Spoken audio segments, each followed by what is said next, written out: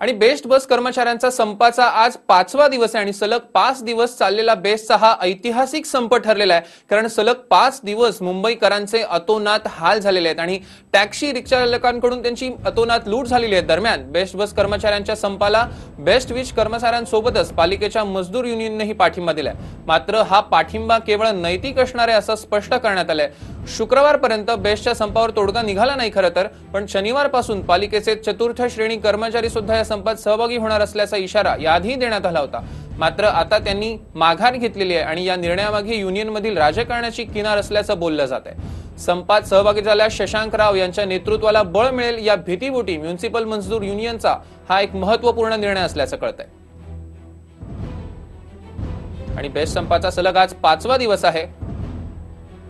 आपण आपल्या दृश्यांमध्ये पाहू शकतो। खरं तर हा ऐतिहासिक संपच म्हणावा लागेल। तर बेस्ट बस संपाचा 5वा दिवस आपण चारही दृश्यांमध्ये पाहू शकतोय। मुंबईकरांच्या मदतीला एका दृश्यात आपल्याला दिसतंय की स्कूल आणि खासगी बसेस, शाळांच्या आणि खासगी बसेस या मुंबईकरांच्या मदतीला धावून आलेल्या आहेत, कारण खूपच नुकसान होत आहे मुंबईकरांचं। उच्चस्तरीय समितीची बैठक सुद्धा लवकरच होणार आहे, त्यात सुद्धा विशेष निर्णय घेण्यात येतील।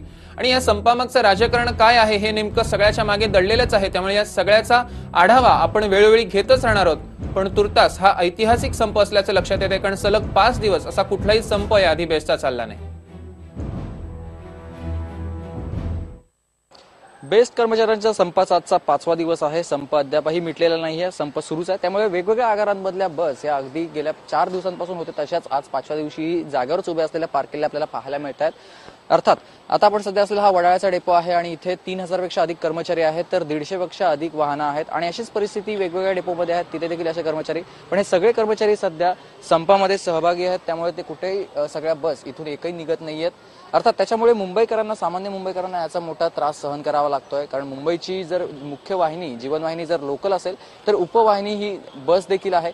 याच बेस्ट बस सध्या बंद असल्यामुळे आज शेवटी खासगी वाहनांना देखील इथून प्रवाशांना नेण्यासाठी परवानगी देण्यात आलेली आहे। त्यामुळे खासगी वाहनांचा देखील आता वापर हा प्रत्येक डेपोमध्ये होतोय।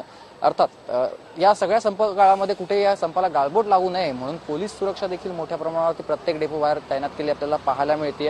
हा संप जोपर्यंत मिटणार नाही तोपर्यंत मुंबईकरांचे मात्र हाल होणार आहेत, यात काही शंका नाही। त्रिसदस्यीय समिती देखील आता उच्च न्यायालयानं नेमलेली आहे आणि ती समितीची बैठक होणार आहे। या बैठकीमध्ये तोडगा निघणं फार गरजेचं आहे, कारण गेल्या 4 दिवसामध्ये प्रशासन, महापौर, अर्थात त्याच्यामध्ये महापौर असतील, शिवसेना प्रमुख आहेत, आयुक्त आहेत, या सगळ्यांच्या बैठका देखील होत आहेत। मात्र याच्यामध्ये बैठकांमध्ये तोडगा निघत नाही, त्यामुळे आता त्रिसदस्यीय ही समिती तरी काय तोडगा काढेल का हे पाहणं महत्त्वाचं असणार आहे। कारण जर यात तोडगा निघाला नाही आणि हे संप असंच सुरू राहिलं तर मुंबईकरांचे मात्र हाल होतील यात शंका नाही आहे। कॅमेरा पर्सन हरीश नेगीसह सुमित सावंत, TV9 मराठी, मुंबई।